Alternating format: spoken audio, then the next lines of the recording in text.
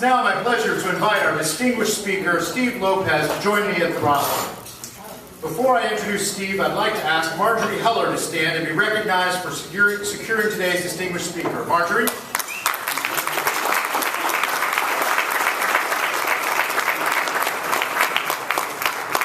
Steve is a California native who has been an LA Times columnist since 2001. He's won more than a dozen national journalism awards for his reporting and column writing at 7 newspapers and 4 news magazines. And he was a 2011 Pulitzer finalist for his columns on the politics and economics of elder care. He is the author of 3 novels, 2 collections of columns, and a non-fiction work which most of you are probably familiar with, The Soloist. Soloist was a Los Angeles Times and New York Times bestseller, winning the PEN USA Literary Award for nonfiction and the subject of a DreamWorks movie by the same name. Lopez's television reporting for public station KCET has won 3 local news Emmys, 3 Golden Mike Awards, and a share of the Columbia University DuPont Award for public service reporting. Lopez lives in the Silver Lake neighborhood with his wife and daughter and is currently working on a 4th novel. Please give a warm LA5 welcome to Steve Lopez.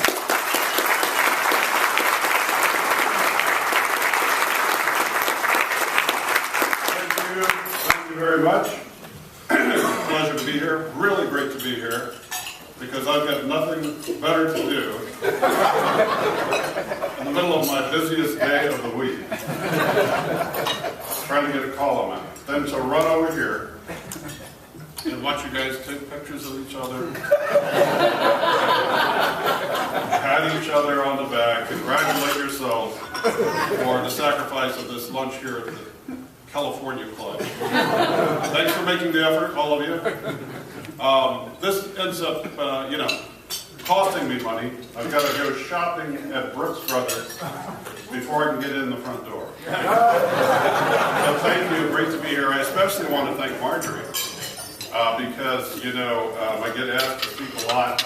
Last night I was at the Getty, doing a panel with Ed Ruscha about his iconic work from the 60s and 70s and 80s. I usually find a way to say no to these speaking requests because, like I just told you, I don't have the time. And this was a tough one to get out of, though, because Marjorie and I were sitting next to each other, event after event at the Hollywood Bowl. And usually somebody asks me to come and speak, and I'll say, yeah, why don't you just email me? And, of course, give them the wrong email address. So, that wasn't working here because I'd go back to the bowl and there'd be Marjorie. I have some dates for you that you might want to consider. So thanks a lot, Marjorie. And then I sit down here and she says to me, we're talking about music and musicians and my kids and what do they play. And she says, how old are your kids? And I said, 34, 33, and 9. And she began laughing, and she's still laughing at the thought of me having a 9-year-old. Is anyone else in the room that shocked? Do I look that old that I can't have a 9-year-old? I actually do have a 9-year-old. As far as I know, she's not a doctor.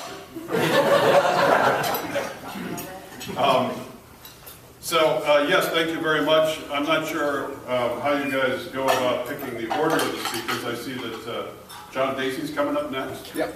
And that Lee Baca, a friend of yours, right? Lee Baca was here last time, is that right? Yep. How'd that go? Well, Now what you guys should consider, a program where you have me with Lee Baca, then you're going to have some fun, right? Is the date open? What day is it? yeah, we can board the day. How many columns have I written about Lee Baca? I have to thank people like Lee Baca.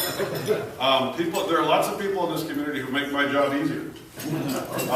Sheriff Baca has been one of them. There was somebody in my office last week, a colleague, saying, who do you think had a worse week, Sheriff Lee Baca or ground turkey?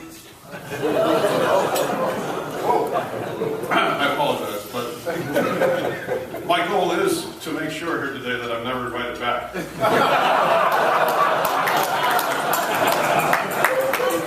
Lots of interesting people to write about in Los Angeles, making my job easy. And there is some news. There's some news to break. I got a tip since walking in the door here. Chuck from the Boy Scouts whispered to me they've hired a new consultant to help with Boy Scouts. Cardinal Roger Mahoney.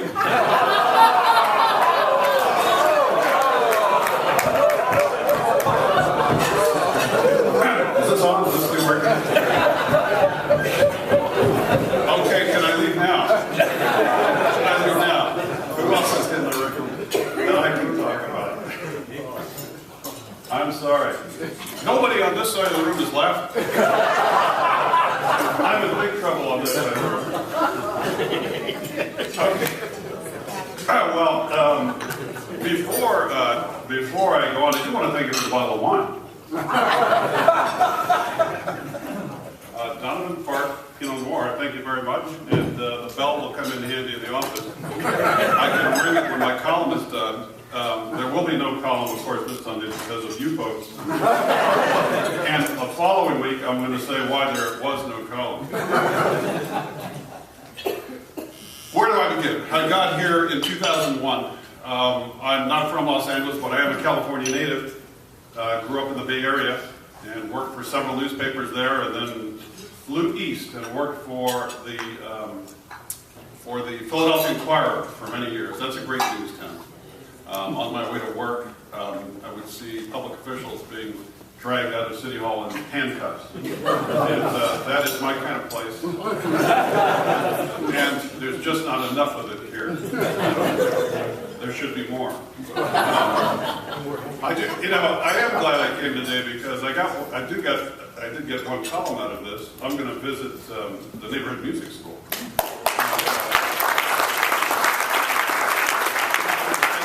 Some time with Mickey, and also I just met from the music school. Where did I put your card? Bernard. Bernard was Mickey's student.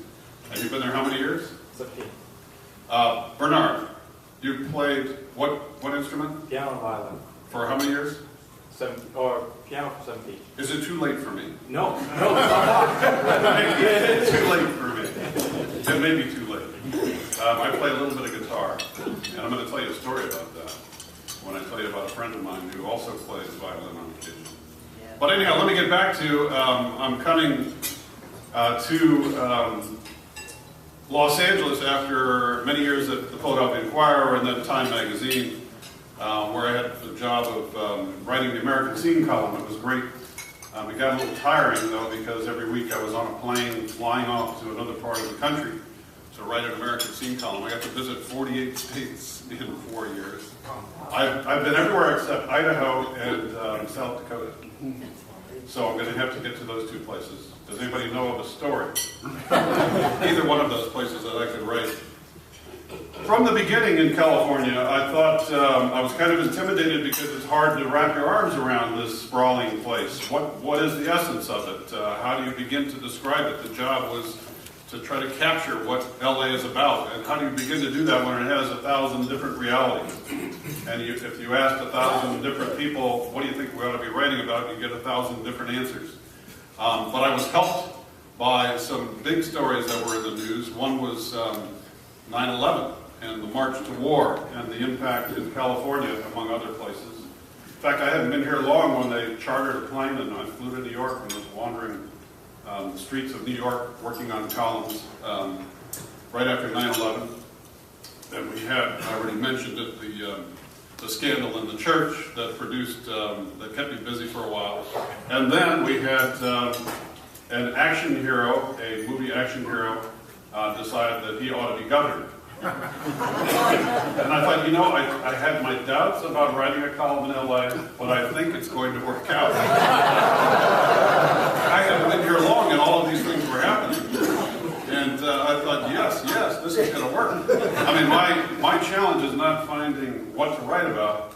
It's looking at the list of 20 ideas each day and having to choose one of them because there's just so much going on. And, now we've got this mayor's race going on, and the whole city's just riveted by the mayor's race. When I spoke last night, I can say the same thing here. When I spoke last night at the Getty, it was about 450 people. And I said, it's nice to see that everybody who voted in the primary fits into one room. Do you think we'll have... Way to go, way to get involved, Los Angeles. It was a 17% turnout that added up to closer to 21% when they counted the absentee ballots. Can we hit 25%? I'm pulling for Los Angeles to turn out. Come on, let's have 25% of the electorate turnout, because there's nothing important going on in City Hall, is there? I mean, this is amazing, isn't it? Why don't you guys take on as your mission, you people who are out there to change the world, or at least the city, to get people out to vote? Is there some kind of a drive the vote wing of this organization? Let's get it going. I mean, that's embarrassing, isn't it? I'm not getting any response. Maybe nobody in this room voted. They're like, what's this guy talking about? You know, you're thinking nothing that the mayor does in a day has any impact on my life. Why should I bother? And you know, I think they're great contrast. There was a story in the LA Times today, and by the way, on the way out, nobody will be allowed out of the room without showing proof of your subscriptions. And if it's lapsed, you're going to have to reapply. And we might not take it. We'll look at the application. A great story the other day about how they really are different. You think here are these two Democrats with similar politics, but they're quite different. And you know, the 818 for Wendy and the 323 for Eric are sort of a little snapshot of how different they are. And with Eric Garcetti, if Eric Garcetti is mayor, you know, he does all of these other things. Every time I hear him talk, I learn that he's done something else in his life. I mean, he's an officer in the Navy. I'm not sure how he does this, along with the other things that you do. But if you mention dancing, he's been on Dancing with the Stars. Somebody at the USC debate said, you know, here's a question from somebody with Junior State. Oh, hi, I'm the former president of Junior State. I thought he had already prepared, you know, a 7-course Mediterranean meal for everybody who was in attendance that night. And then what was the other one? He was at the Warren-Alney debate. A music student asked a question. He said, well, as a jazz pianist myself. Is he really good at all of these things? Very good. Do you have any confidence in him? Yes, he's very good. He plays all the diabetes events of the city, and they wanted all of the candidates and all of the mayors and the Renaissance. He's all over. I kid you not, and I'm sure that they'll work in several other celebrations. I can't keep up with him. You know, I called his campaign the other day and I said, I want to get together with Eric when he's doing one of these things that he does. You know, he's apparently an expert dancer and everything else. And they said, well, we'll go through his schedule and get back to you. And I said, I want to see him at whatever he does best. And so they're sorting through that now.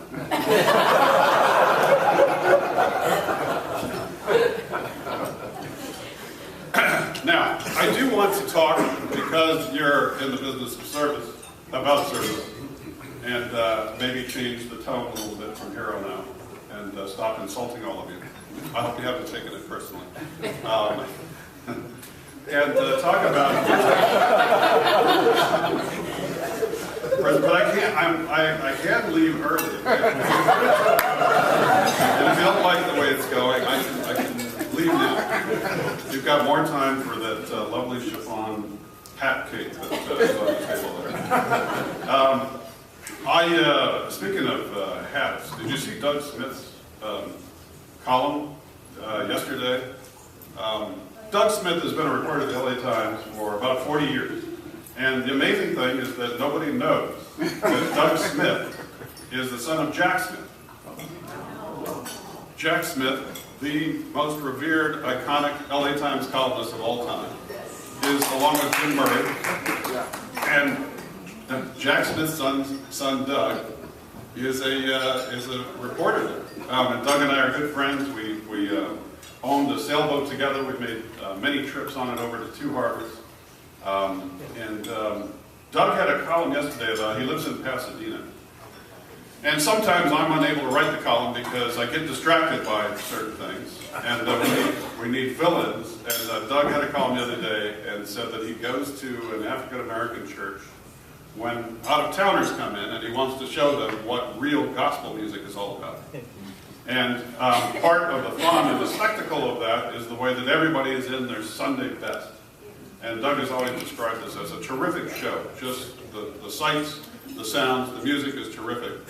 And Doug recently saw in downtown LA that there was a sign on the door, go upstairs to this hat and clothing business. And he goes up, and here is all of this clothing right here in downtown LA that looks very familiar to Doug, and he can't figure out, okay, where's all that from? And then he realizes, those are the outfits I see at that church. What the heck is that stuff doing here? And the owner, it turns out, is an Iranian Jew who has established a connection to the African-American church. And all over Southern California, people come in to that shop, buy those spectacular Pat Morrison hats.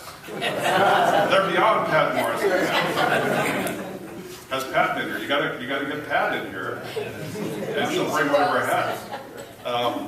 And so the guy tells this story, and the one problem with the business is that he is closed on Saturdays because he's in Temple. And so all of his customers who have been loyal for years and years and years come other days of the week. They got to come during the week and get fixed up for Sunday services. And I just love that kind of a story about LA. It just captures it. Ed Ruchet and I last night, on the whole point of this discussion at the Getty was, how do you begin to represent LA? How do you tell stories about it? How do you evoke what's distinctive and unique about it? And Ed has been great at that. He has the strips of the photos all along Sunset, and another set of photos all along Hollywood Boulevard, and all of the gas stations, and it's spectacular. And if you haven't seen that exhibit at the Getty, you need to go and take it in. It's a treat. And there's another one in a different building at the Getty right now, running through the summer, called LA Overdrive. And it's the history of the city and architecture. And it is a spectacular exhibit. I got to talk to the person last night who put it together. And I'm going to go back with my kids, who are Marjorie, 34, 33, and yes, 9. It's one of the hazards of second marriages. Every quarter of a century, I change my name, quit my job, move to another city, and start another family. I'm not sure that it's going to work in the next quarter of a century. Because as some of you may know, being loyal subscribers to the LA Times, otherwise why would I have come here today? We are coming up on the 1-year anniversary of my death. Did anybody read in the paper that I died last August? Yes. Marjorie did.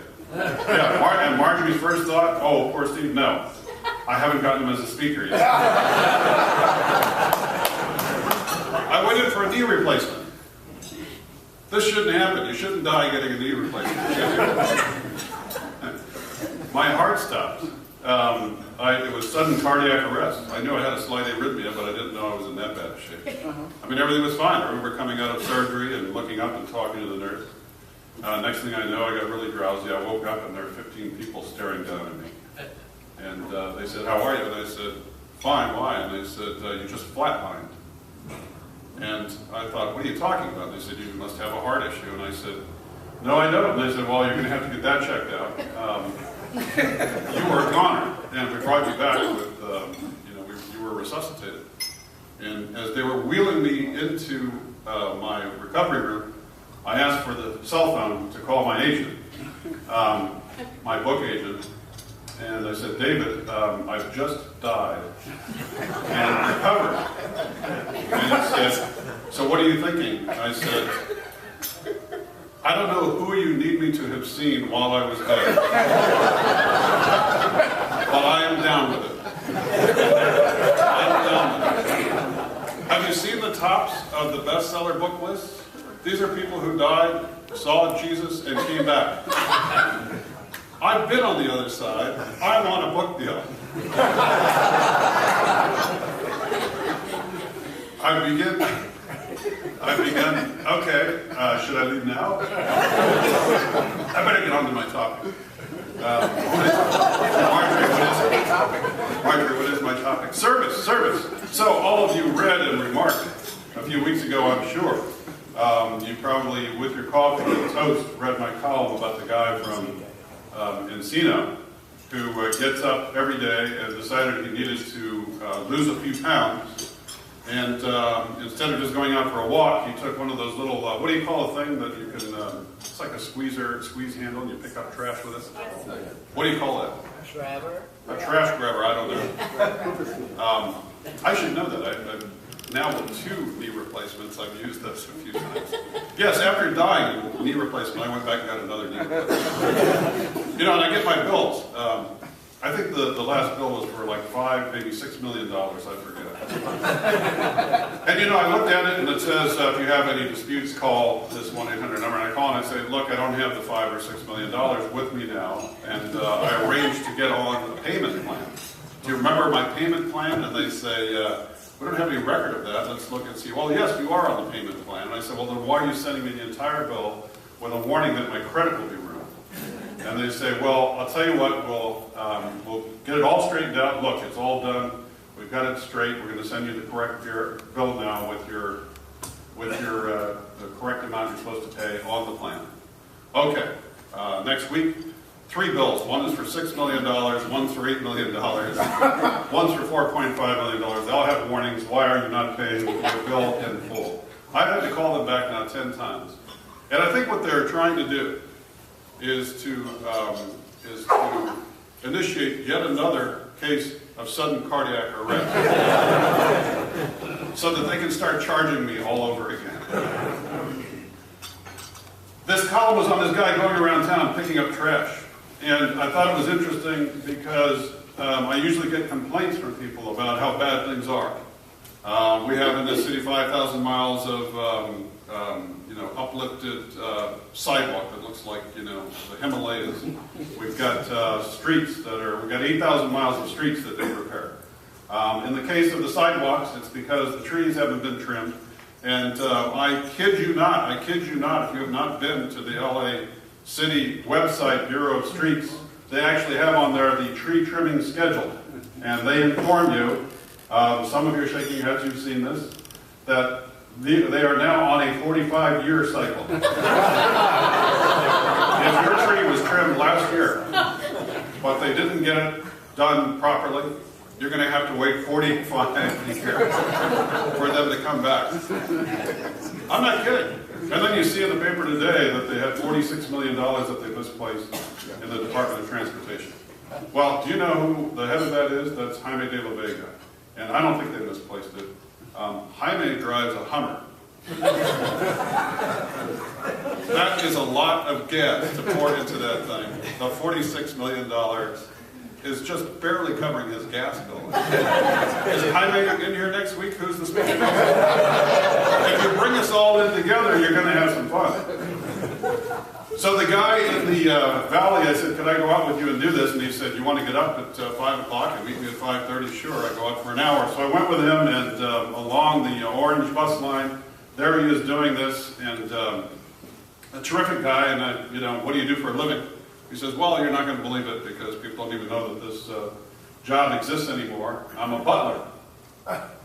So here's a butler cleaning the streets of Los Angeles. He worked for Haim Saban, how do you say his name? Saban. Haim Saban as a butler, a corporate butler. And so he's out there doing all of this work. And I wrote this column, and the guy was great.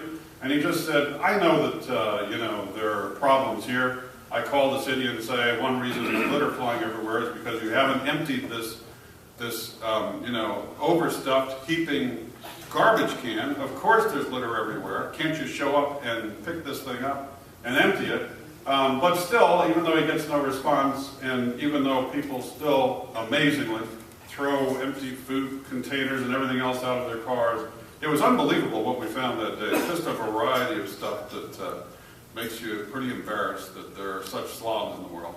But here he is doing this, and when I wrote the column, I started to hear from dozens of people. I thought it was one of those columns, well, people might not get through the whole thing, but not too exciting. But people read it and started sending me notes from all over the city and the county about their own efforts to pitch in and to help out. And I started thinking about my wife, who is the president of our PTA, which is an LA Unified school.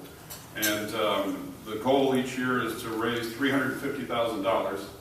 And my wife has this full-time unpaid job with fundraisers and the like, and trying to get speakers, and it's always tough to get speakers.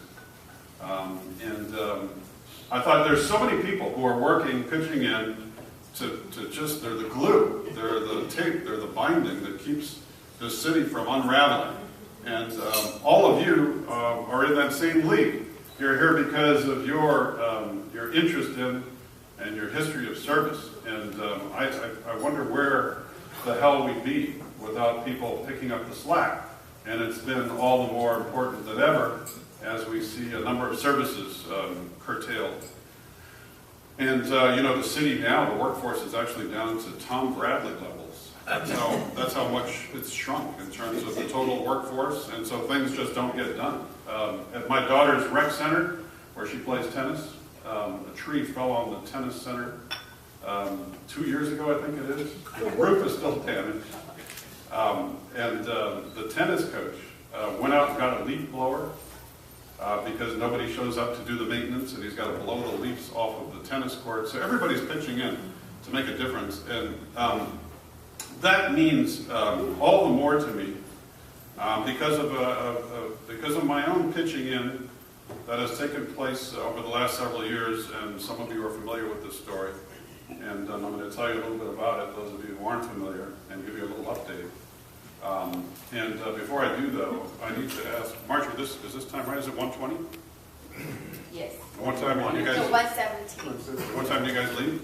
2 o'clock. 125 for me to stop. You need to stop at 1:25? Yes. Okay, it is, so I've got 8 minutes. 2005, on these very streets downtown, I bump into a guy who's playing a violin that's missing 2 strings. He's standing over there at Pershing Square. He's standing next to a basket that has all of his belongings. He has written on the side of it, Little Walt Disney Concert Hall. And I could tell that he was homeless. I could tell that he had some mental issues. I walked across the street and introduced myself, and he jumped back 10 feet, scared to death of me. When he calmed down, I asked him, I told him the music was beautiful, and was he aware that a violin has 4 strings? And he said, yes, I am, but there's a lot you can do with just 2. Music is just taking one note and putting it together with another, and just exploring a little bit.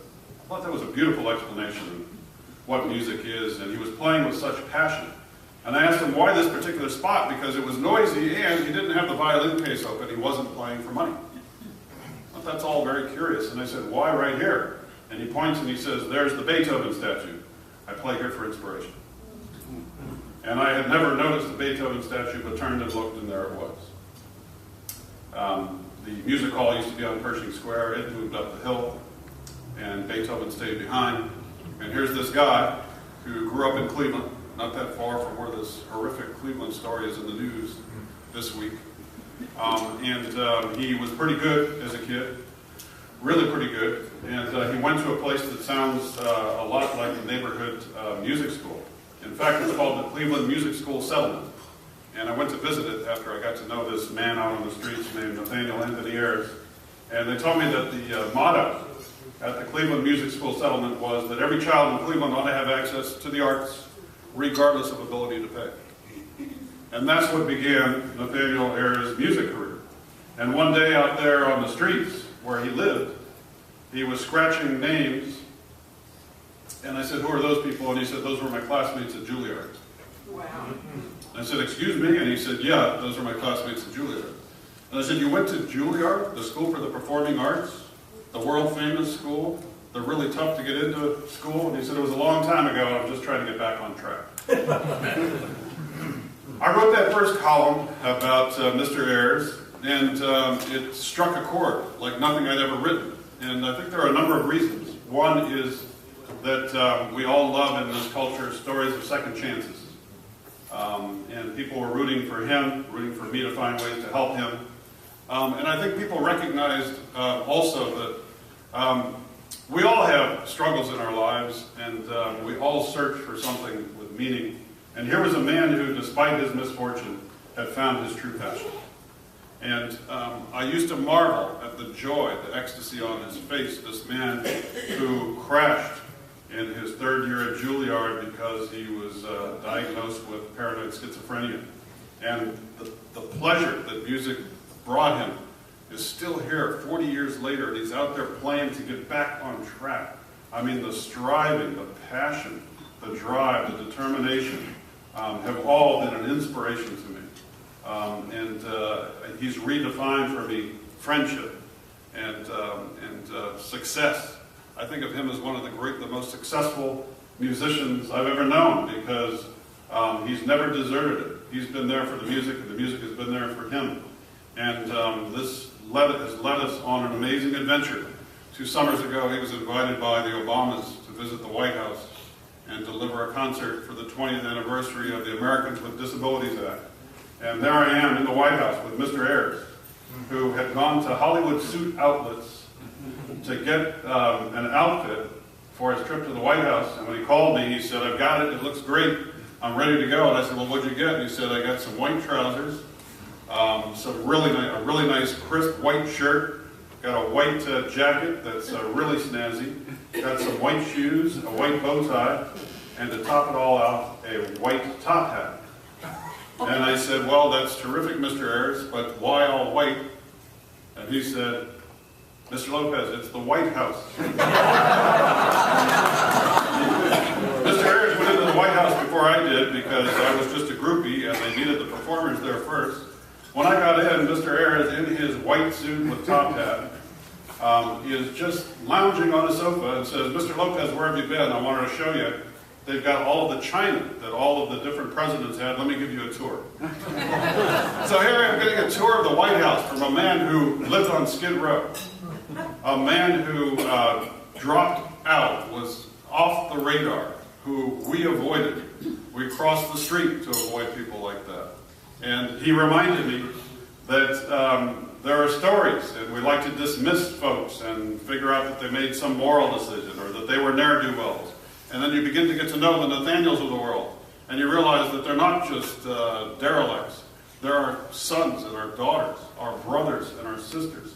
And many of them have been hit through no fault of their own with a horrible disease. Many of them are back from combat, wandering the streets, still dazed, dealing with PTSD, dealing with TBI, traumatic brain injury. And we haven't done enough for any of them. And you wonder, as you look at Skid Row, why the hell does this exist? Come on, why can't we develop the rest of Skid Row and get all these people out of there? Well, we worked damn hard to create Skid Row. We built that thing. When you shut down all the mental hospitals and never follow through on the promise of community clinics to help people manage their lives, to take the pressure off of their loved ones who have no training to deal with it, you create Skid Row, and we look at it and wring our hands and say, how do we get rid of this? Can we spray wash the whole damn thing? We know the answers. Lee Baca has been a pioneer and a leader in this field. He has reached out and he has made a difference. And I kidded him earlier, but if he were here now, I'd be congratulating him. There are people who, in this community, have made a big difference to raise awareness, to educate people, to make it more difficult to just dismiss the next person that you see there on the street. They've all got a story. And I thought that in writing about Nathaniel and humanizing him, I could begin to take that step toward humanizing the others and beginning to erase the stigma of mental illness. I cherish my relationship with Mr. Ayers. He's one of the best friends I've ever had, and I continue to learn from him and be inspired by him on a regular basis. And I see that I'm going to tell you right now one last thing, that when I go to speak, Mr. Ayers has, I asked him what he would like me to say to the folks I'm speaking to. There are always two comments from Mr. Ayers, and the first is, tell them not to be wallflowers. Life is short, get involved, make a difference. And the second thing that he always says is, tell them to have a blessed day. I want to thank all of you for the work that you do and for having me here today. Thanks.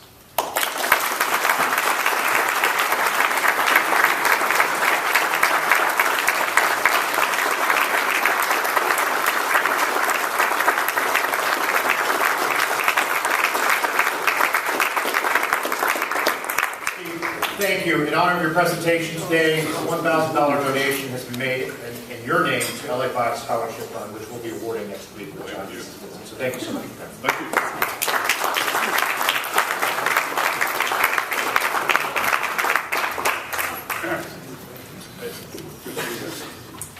Thank you for being our speaker today, Steve. It's now my pleasure to welcome our club secretary, Alan Bernstein, Director of Client Solutions, Space Marketing Communications, who will tell us about our upcoming programs. Thanks again, President Jay. Thank you, Mr. Lopez. Do I have to tell you what's going to happen next week? Okay, we're going to have the brightest and the best students here in Los Angeles, and we're going to give them $128,000 worth of scholarships.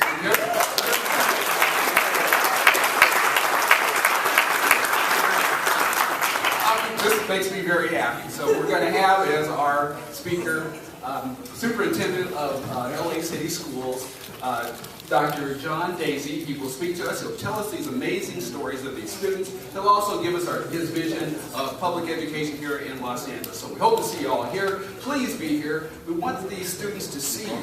We want you to greet them and make them feel comfortable. And we also want them to know that we want them to be in these chairs in 5 or 10 years. They need to pay it forward, and we want them to be here and participate, okay? So please be here and join us for Scholastic Heroes Day. Thank you. Thank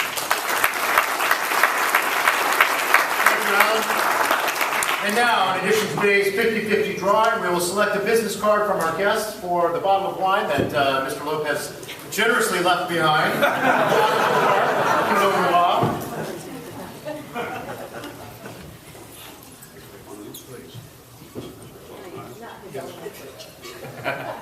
In there? Steve Lopez, congratulations. You really want that wine, don't you? Charlie Tursak, Executive Creative Director at Golini Harris. And also, how much today? $120. $120 in our 50-50 drawing.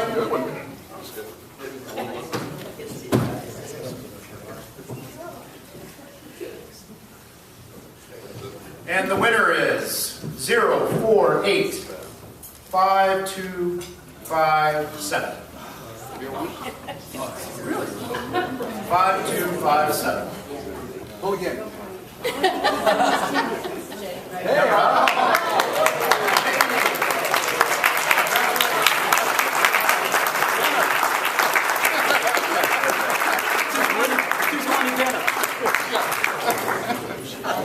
That's great. In closing, I'd like to once again welcome our newest members, Alex Kuzmin, Patrick Mahoney, and Chuck Keithley. Look forward to seeing you and getting to know you better. Congratulations to our 20 and 25-year service pin recipients. I'd like to thank Steve Lopez for being our distinguished speaker. He's already back to work. Hal Barstow, Los Angeles Maritime Institute, for being our welcome room sponsor. Tony Medley, our club photographer, for taking today's photos. Elizabeth Wheeler and Scott Moe. Did Scott come today? Yes, he's here. Scott, thank you both for helping fill in for Jennifer Gregg at registration. And thank you to all of you for making this another wonderful meeting. I'll close this with a quote from Dr. Seuss. Oh, the places you'll go. You have brains in your head, you have feet in your shoes. You can steer yourself any direction you choose. You're on your own, and you know what you know, and you are the ones who will decide where to go. This meeting is adjourned.